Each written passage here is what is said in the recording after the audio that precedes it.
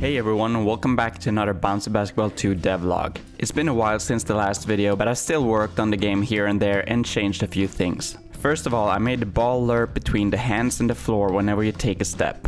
Then I made a dribble animation for the player, and I think the final result looks pretty good, but of course, as with all animations, it's going to be polished up later on. Anyway, as you can see, I've also changed the controls, and this is what I need to start reworking first, because I can't make any more progress on the game until the controls have been sorted out. Originally, everything was going to be handled by swiping, just like in Gladi Hoppers, but I didn't like how it felt playing the game that way, so I switched to 2 buttons for actions instead. The idea was to shoot and block with one button at the same time as you jumped, and with the other button you would pass and steal the ball. This did feel a lot better, but it left me with a few issues like what if you want to shoot without jumping, what if you want to jump when passing, and not to mention the obvious issue of 4 possible actions in total being a pretty small number. So fast forward to now, and I've spent a lot of time thinking of a solution that feels good, isn't too limited in options, but at the same time isn't overly complicated. And this is what I've come up with.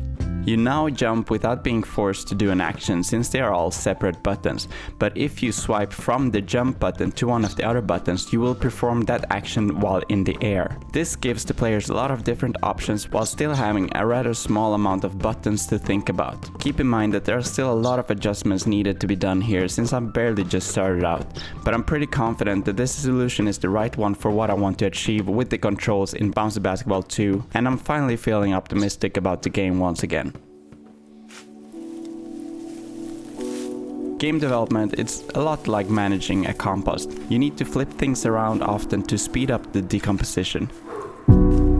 That didn't make any sense, but I really wanted to show off my compost pile. So this is all a pretty big change and I could easily get overwhelmed and get stuck. So I'll break this up and take care of one action at a time. First off, I simply want to make a looping animation for when you jump with the ball that can be used to transition into a jump shot. I'll make a list of everything else and do the same for each possible action or combination of actions. And I think I'll probably take a few days or a week to do this very slowly and methodically, because I want the player controls to be robust since they will lay the foundation for the entire game.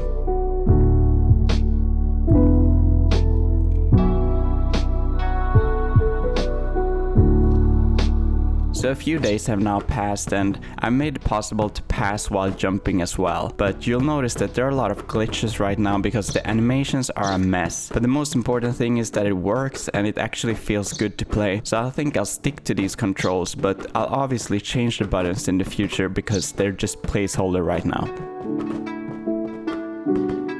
Thank you for watching, and my apologies for taking so long to get back to working on Bouncy Basketball 2 again. Subscribe and click the bell to get notified of future videos, and I'll see you then. Bye bye.